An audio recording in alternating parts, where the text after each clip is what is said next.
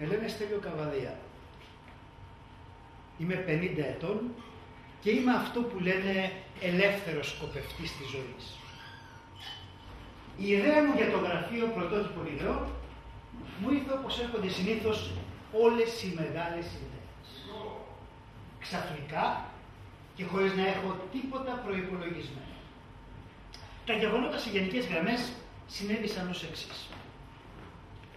Τον περασμένο Σεπτέμβριο έστειλα στο διαγωνισμό μυθιστορήματος που είχε προκηρύξει η φιλολογική επιθεώρηση το μυθιστόρημά μου «Οι περιπέτειες μιας ευαίσθητης καρδιάς». Και ήμουν απόλυτα σίγουρος ότι θα έπαιρνα παμψηφί το πρώτο βραβείο.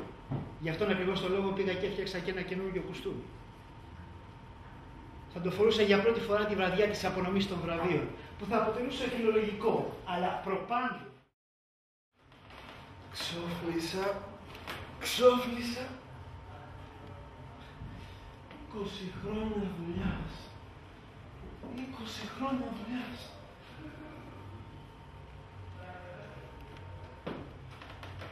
Κύριε Παπαϊωάννου,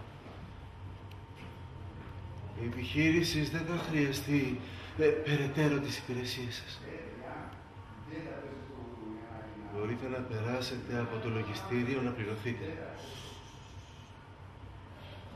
Η οικονομική κρίση βλέπετε. Λυπούμε.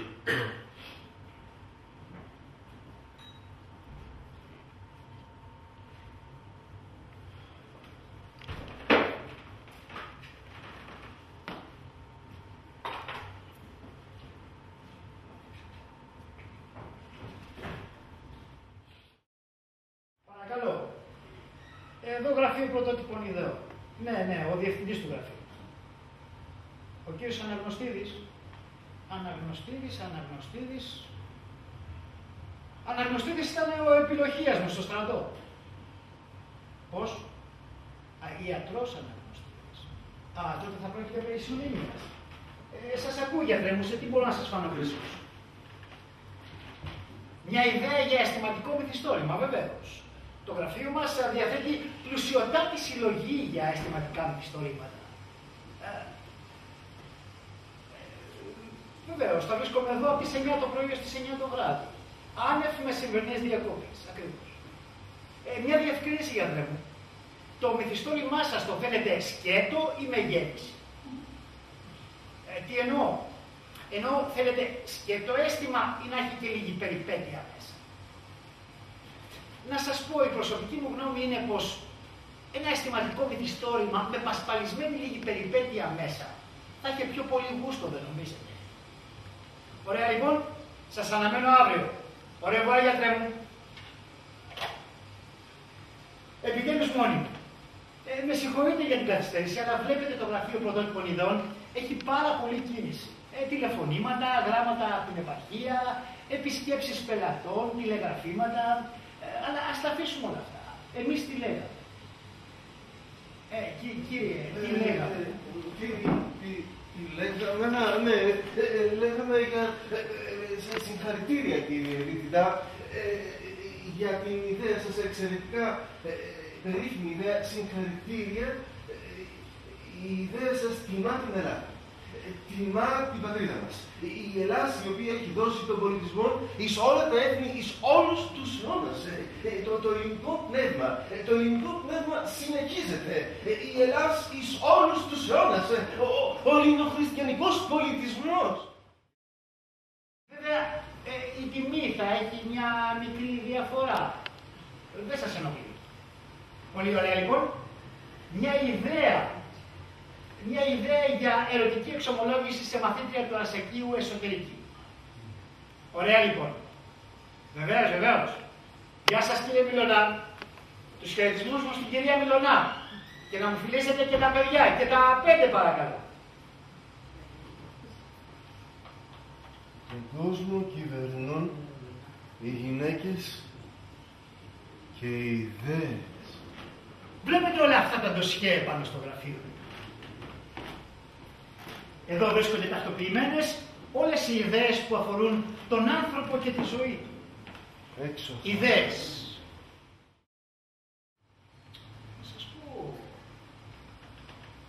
να ομολογήσω πως οι περιστάσεις που με βρήκαν τα τελευταία χρόνια, οι διάφορες περιστάσεις, δεν μου δώσαν τα χρονικά περιθώρια να εγγύψω στο ζήτημα αυτό. Μα δεν χρειάζεται να εγγύψετε, κύριε Διευθυντά, δεν είναι κανένα φιλοσοφικό πρόβλημα. Δεν είναι καμιά φιλοσοφία όλα αυτά που ζούμε όλα αυτά τα χρόνια. Το μόνο που χρειάζεται να κάνει κάποιος είναι να ζει τα γεγονότα, να τα βλέπει, να τα βιώνει. Να ζει όλα αυτά που συμβαίνουν καθημερινά. Να τα βιώνει με τα μάτια ανοιχτά. Με τα μάτια ανοιχτά και μάλιστα χωρίς ιδιοτέλεια.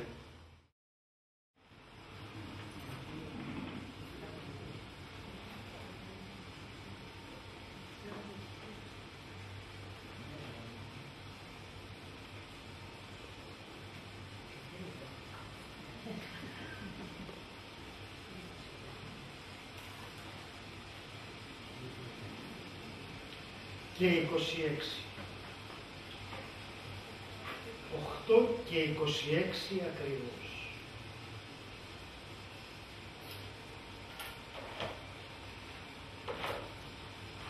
Μας την έσκασε ο Φαρσέρ. Ίσα ίσα που με αναστάτωσε.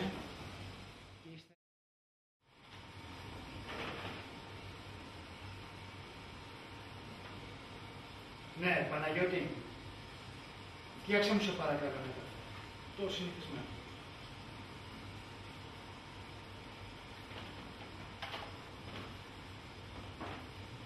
Τι ανόητος που ήμουν να δώσω σημασία σε όσα έλεγα.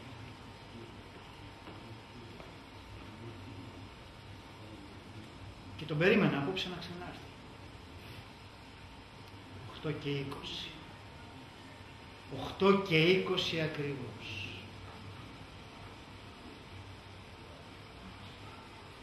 Είναι 8 και 29 και ούτε φωνή ούτε ακρόαση. Ο Φαρσέρ. Ο γελίος Φαρσέρ.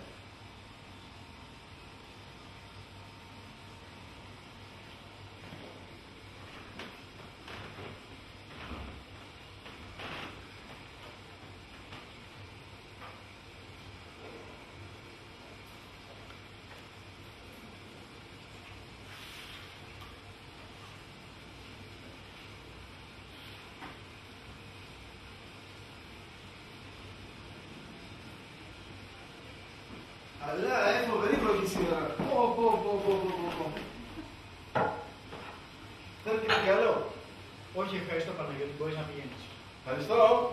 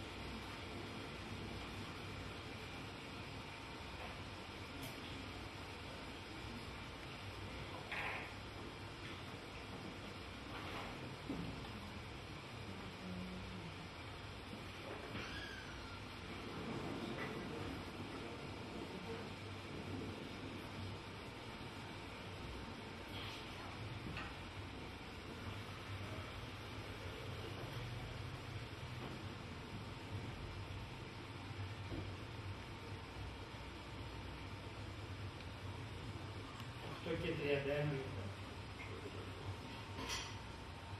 Πάει. Τελείωσε οριστικά αυτή η ιστορία.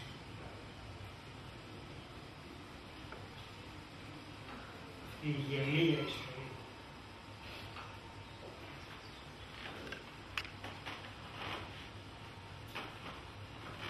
Σήμερα θα κλείσω πιο νωρίς.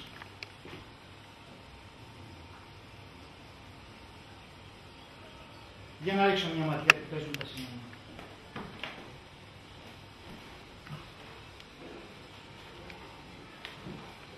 Ξέρω πως είναι εντελώς αδικαιολόγητος για την καθυστέρηση.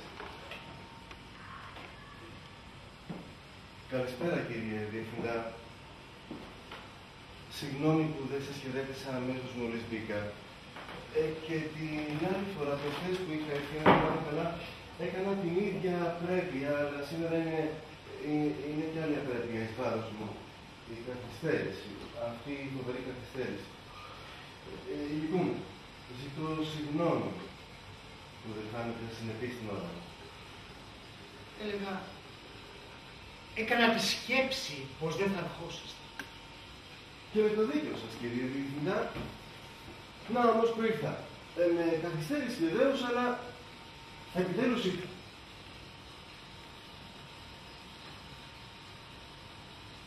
Λοιπόν. Τίποτα.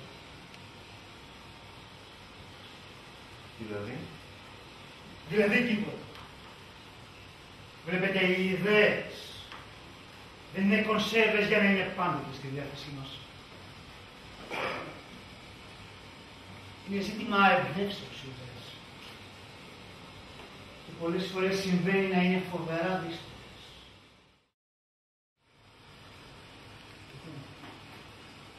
Ειλικρινά λυπούμε. Είστε ένας πελάτης. Ένας πολύ καθώς πρέπει πελάτης. Ένας εξαιρετικός πελάτης. Όμως, λυπούμε. Λυπούμε που δεν μπορώ να σας εξυπηρετήσω. Δεν θέλετε να με εξυπηρετήσετε, κύριε Διευθυντά. Αυτή είναι η σωστή έκφραση. Δεν θέλετε. Όμως, την τελευταία λέξη θα την έχω εγώ. Ωραία. Και τώρα ελπίζω να με εξυπηρετήσετε. Εμπρός λοιπόν, μια τελευταία ευκαιρία, μια ακόμα ευκαιρία.